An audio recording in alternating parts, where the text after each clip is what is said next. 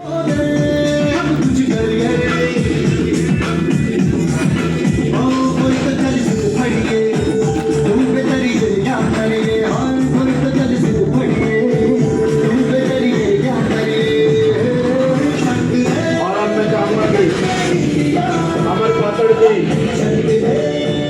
तरह से इस काम को आसान बना लेते हैं, वो अपने ही मुख से आपको आपके रूबरू होंगे, बताएंगे किस प्रकार इस काम को अंजाम देते हैं। अमर पात्र जी, बहुत बहुत धन्यवाद माजरा जी। पहले तो मैं माजरा जी के लिए भी धन्यवाद करना चाहूंगा जो कल से हमें इतना अच्छे से होस्ट कर रहे हैं। एक बार इनके लिए जबरदस्त ताली हो जाए। और इनकी होस्टिंग में शायद पहली बार मैं स्टेज पे चढ़ा हूँ। पहले मैं इनको देखता था पीछे बैठ के, बहुत अच्छी तरह से मैंने देखा था कोई बहुत अच्छे बोल लग रहे हैं, कभी इस तरह हम भी बोलना स्टेज पे। तो आज इनकी होस्टिंग में हमें बोलने का मौका मिला, बहुत बहुत धन्यवाद माजरा साहब आपका। दोस्तों, नाम अमर पात्र, उकलाना मंडी का मैं रहने वाला हूँ और आज से लगभग 1.5 साल पहले ऐसी तरह पीछे बैठा था। और लेकिन वहां पीछे बैठ के एक ही चीज देखी थी, मैं फोटो भी लग रहे हैं, बोल भी रहे हैं, अच्छी बात है, हर चीज देख के एक सपना था भी कल को हम भी वहां पे पहुंचेंगे। तो आज हम सबकी दुआ से, आप सभी की दुआ से यहाँ पे हैं। और इसके लिए मैं सबसे ज्यादा जो धन्यवाद करना चाहूंगा मेरे प्लाइन नवीन जी का, और इनके साथ में दोनों सीएमडी रामे ढोल जी और बलकेश इसला जी और मेरी बड़ी बहन मनप्रीत कौर जी को। इनको देख के हम आगे बढ़ रहे हैं। देखो, ये जरूरी नहीं है कि आप अपलाइन जो आपको ज्वाइन करें वही अपलाइन होता है। जिसको देख के आप आगे बढ़ो, जिससे आप सीखे, वही आपका अपलाइन होता है। सबसे बड़ी बात, आप जैसे मंजीत जी ने बोला था भगवान ये वो, लेकिन मैं कितने लोग ऐसे हैं जो भगवान को मानते हैं और कितने ऐसे लोग हैं जो भगवान है। Very good. एक चीज आपको पता है, किस्मत कितने % काम करती है? हमारी जो वर्किंग है वो हमारी 90% काम करती है और किस्मत 10% काम करती है। वो 10% क्या होता है? भगवान कहोगे उसको किस्मत कहोगे। 90% आप काम करके आगे बढ़ते हो, 10% जो आपको आगे खींचने वाला होता है ना, वही किस्मत है, वही भगवान होता है और वो आपका अपलाइन है। उसको आप भगवान कह लीजिए, किस्मत कह लीजिए, कुछ भी कह लीजिए। कई बार अपलाइन से भी चलो गुस्से में कई बार बात हो जाती है। वो जैसे अनिल जी ने बताया था, भाई माँ बाप का भी तो फर्ज बनता है, बेटा बेटी को डांट भी सकता है, उस डांट से वो नाराज ना हो। अगर नाराज हो तो उसी को बताए, किसी और को ना बताए। सबसे बड़ी बात ये है। दूसरी बात, भगवान है, चलो हम भी मानते हैं भगवान है। भगवान हर जगह नहीं जा सकता, इसलिए उसने क्या बनाया? माँ को बनाया। और इस इंडस्ट्री में इस एक अपलाइन किस लिए बनाया कि वो अकेला हर जगह नहीं जा सकता, तो इसलिए हमने अपलाइन को बनाया। हमारा जो काम है वो काम हमारा आगे बढ़ने का है, और आगे बढ़ने के लिए एक कदम हमें पीछे भी हटाना पड़ता है, तभी तो आगे बढ़ेंगे। आज आप भाग रहे हो कहीं तो पीछे बड़ा पैर आगे जाएगा तो एक पांव पीछे भी जाएगा। तो सबसे बड़ी बात, अपने आप में अगर आप अपडेट नहीं कर सकते तो मेरे ख्याल में दुनिया में कुछ भी नहीं कर सकते। और मैं बात करूं अगर हमारे दोनों सीएमडी की, तो जब सिसला जी से मैं लगभग मतलब हर बार अगर प्रभावित होता हूं तो इनसे होता हूं। मैं इनकी बात सुन के मैं एकदम चार्ज हो जाता हूं। चार्ज होने की बात, हमारे फोन को भी जरूरत पड़ती है ना चार्जिंग की, अपडेट की भी जरूरत पड़ती है। लेकिन अग्नि जी की मैं बात मानता हूं, इन्होंने जो बोल दिया ना वो हो गया, बस सर हो गया, ठीक हो गया। एक चीज तो अपने माननी पड़ेगी। मैं कहते हैं मैं किसके लिए बदलूं, अगर वो कर दे तो मैं चांद तारे ताड़ जाऊं, मैं वो कर लूं। किसी के लिए तो कुछ करना पड़ता है ना। तो आप भी तो अपने प्लान के लिए ऐसा कर सकते हो। अगर कोई आगे बढ़ना चाहता है, आज अगर मेरे को अग्नि जी बोलते हैं ये करना है, अच्छा ठीक हो, करना है। आगे से अगर आपके अंदर कोई ऐसी चीज आ गई ना कि ना नहीं ये तो उसके साथ में वो होगी, तो नहीं, वो चीज नहीं चलेगी। आपका लक्ष्य सामने होना चाहिए और आपको गाइड करने के लिए एक शख्स ऐसा होना चाहिए कि आपको गाइड करेगा।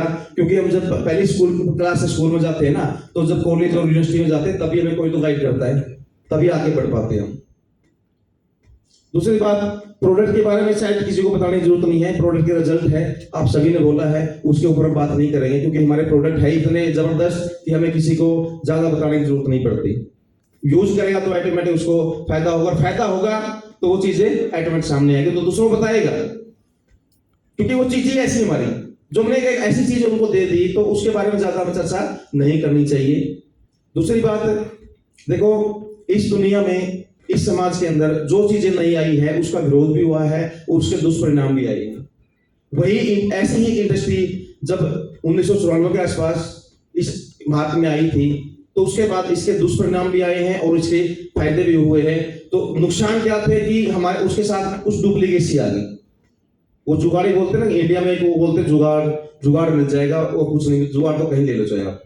तो उसके साथ में 2 के 4, 4 के 5, आप मेरे को 5,000 रुपये मैं आपको हर महीने 500 रुपये दूंगा और 5 साल तक दूंगा। कहाँ से देगा भाई?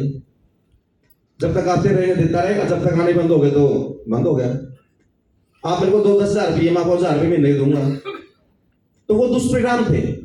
अभी जो सिस्टम इसका संभला है, जो सिस्टम आज चला है, इस इंडस्ट्री ने जो आज पकड़ मजबूत की है, तो मेरे ख्याल में वो चीजें पीछे हटनी शुरू हो गई। एक टाइम ऐसा था कि वो ज्यादा हावी हो गई थी और उससे लोग डरना, स्वाभाविक सी बात से कोई चीज आएगी तो उससे डरना भी शुरू करेंगे। लेकिन उसमें अगर इंप्रूवमेंट होता रहेगा तो वो चीज आगे चलती भी रहेगी।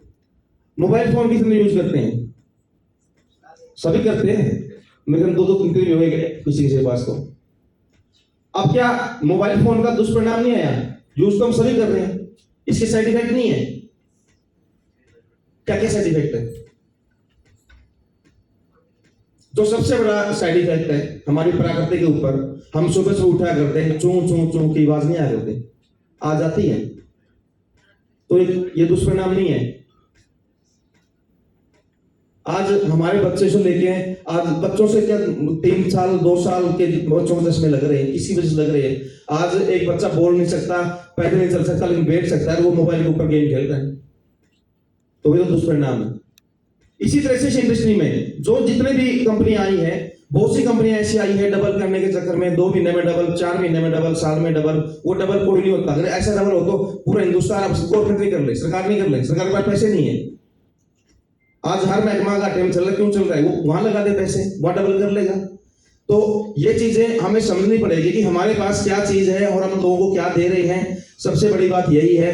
और एक सबसे बड़ी बात, एक बात कहूंगा कि अगर हमारी ऊपर टंकी है ना, अगर ऊपर टंकी है, पानी की टंकी है, उससे नीचे टूटी नहीं होगी ना, और उसमें पानी भरता रहेगा तो वो पानी सड़ जाएगा। उसके नीचे टूटियां क्यों लगाते हैं? नहाने के लिए अलग है, किचन में अलग है, यानी कि उसमें से पानी ऊपर डलेगा, नीचे अगर निकलता रहेगा तो पानी साफ रहेगा, और वहां पे पानी खड़ा रहेगा, उसमें भरते रहे, जो डाल रहे हो तो बाहर खिंचता रहेगा, और जो उसके अंदर है वो सड़ता रहेगा। इसलिए हमें अपने आप को खाली करना पड़ेगा और बदलाव हमारे अंदर लाना पड़ेगा। अगर हम बदलाव नहीं ला सके तो हम पीछे रह जाएंगे। हर बार मैं हर एलडीपी से, हर एक प्रोग्राम से मैं सीख लेकर जाता हूं। यहां से भी आज मैं सीख लेकर जाता हूं। पिछले सेमिनार से मैं सीख लेके गया था। जैसे एक बात होती है ना, एक बचपन में सुना करते थे, गंगा नहाने गया, वहां पे एक चीज छोड़ के आनी होती है, ऐसा होता था ना। कोई कुछ छोड़ता है, कोई कुछ छोड़ता है। तो मैं भी यही मानता हूं, हमारे तो हमारी यही गंगा है जी। अब जब भी आप किसी प्रोग्राम में आते तो एक चीज तो कम से कम छोड़े। और ये मैं इसलिए नहीं कह रहा कि मैं आप लोग करें, इसलिए कह रहा हूं कि मैं खुद कर रहा हूं, इस चीज को मैं खुद कर रहा हूं। वो कोई एक स्टोरी याद आ गई जिस बात के ऊपर। एक बूढ़ी माता जी थी किसी गांव में, और उसका पोता गुड़ खाया करता, और बोले बेटा गुड़ ना खाकर तेरे दांत खराब हो जाएंगे। मैं नहीं, मीठी चीजें मुझे अच्छी लगती है। बोले भाई ये तो ऐसे तो नहीं छोड़ेगा, चलो।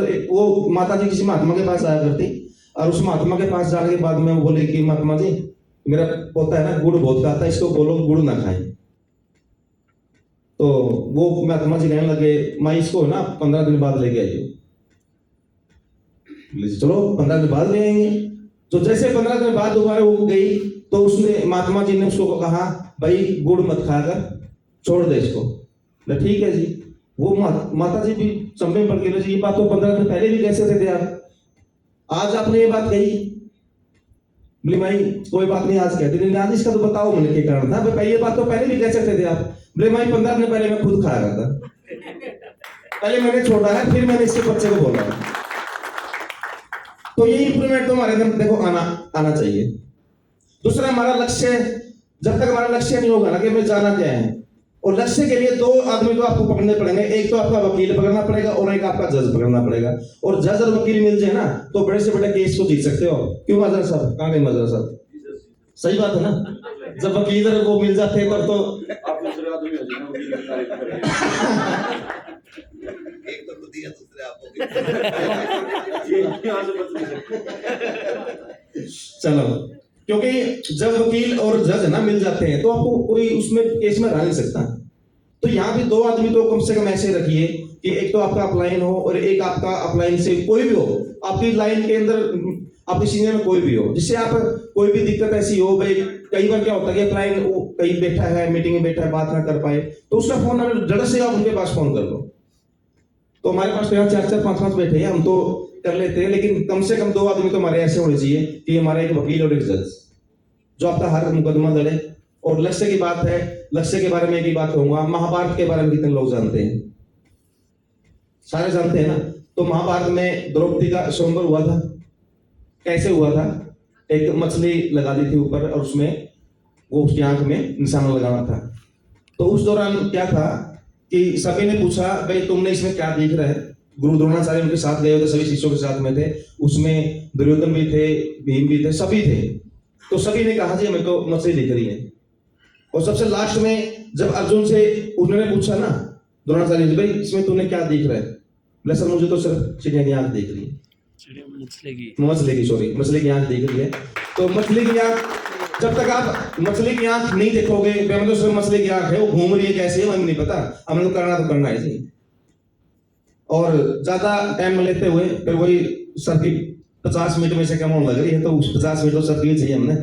तो इसलिए आपका बहुत बहुत धन्यवाद, आपने मुझे सुना और बहुत बहुत धन्यवाद। Thank you sir, thank you. बहुत बहुत बढ़िया बातें बताई कि किस तरह से हम पुराने इतिहास से भी हम ये बात सीख ले सकते हैं। भाई साहब जितने मेरी अचीवमेंट